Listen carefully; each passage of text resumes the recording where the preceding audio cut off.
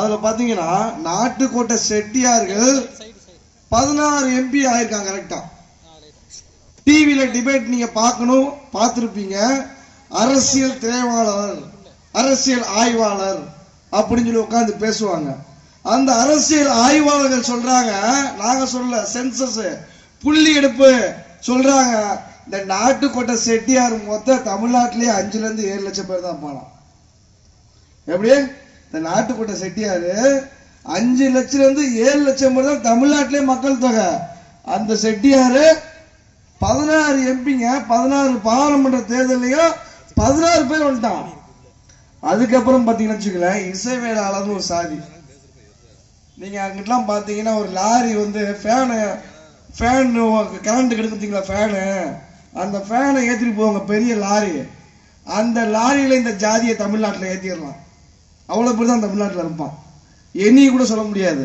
அந்த இசைவேளாளர் ஜாதி பாத்தீங்கன்னா 11 பேருங்க தமிழ்நாட்டில். இது சாதி அரசியல் தானே? அப்பனா சாதி அரசியல திமுக, அதிமுக, காங்கிரஸ், பிஜேபி பண்ணுது. இப்ப வந்து பிஜேபி யோக்கியம் இல்ல, 21 எம்எல்ஏ கொடுத்தாங்க அதிமுக கூட்டணியில, ஒரு முத்துராஜா கூட எம்எல்ஏ சீட்டு கொடுக்கல இந்த அயோக்கிய பிஜேபி.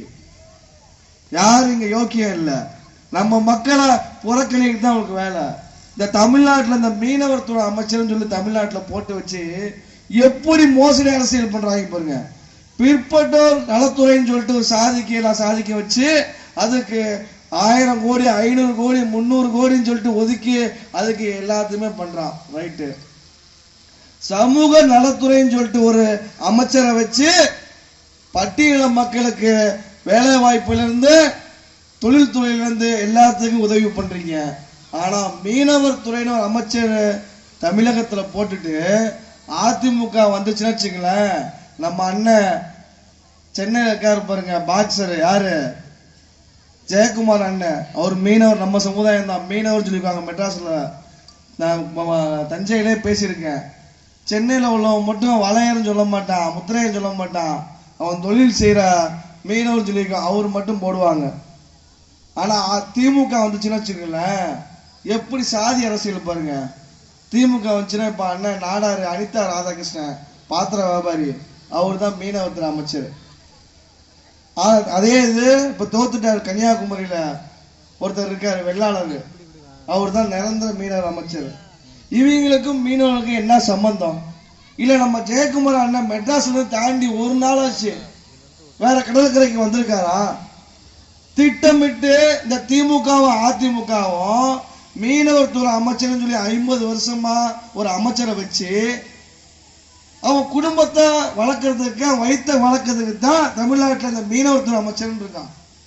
எந்த மீனவன் செத்தானா, எவன் குடும்பம் அழிஞ்சானா, எவன் கடலுக்கு போனானா, எவன் குடி கட்டா என்ன, அவன் குடி வாழணும்னு சொல்லிட்டு இந்த திமுக அதிமுக மீனவர் துறை அமைச்சர்கள் இருக்காங்க. என் மக்கள் நித்தம் செத்து பிழைக்கிறான், உயிரை பணைய வச்சு பிழைக்கிறான், அவனுக்கு எந்த ஒரு சலுகையும் கொடுக்கறது இல்லை. மரத்துல இருந்து விழுந்தவனுக்கு, புல்தடி விழுந்தவனுக்கு சாராயம், கள்ளச்சாராயம் குடிச்சு செத்தவனுக்கு 10 லட்சம் கொடுமையா பாருங்க. தமிழ்நாட்டில் பேரு முதலமைச்சர் அறிவிக்கிறது என்ன, கள்ளச்சாராயம் குடித்து செத்தவனுக்கு 10 லட்சம், என் அண்ணன் தம்பி கடலுக்கு போனவன் செத்தவனுக்கு 1 லட்சங்க. இந்த மானங்கட்ட அரசுக்கு, இந்த மானங்கட்ட கட்சிகளை நம்ம இருக்கணுமா? நீங்க முடிவு பண்ணணும், இன்றையில முடிவு பண்ணணும். நமக்கான கட்சி, நமக்கான தலைவன் ஒருத்தர் வந்து விட்டாங்க.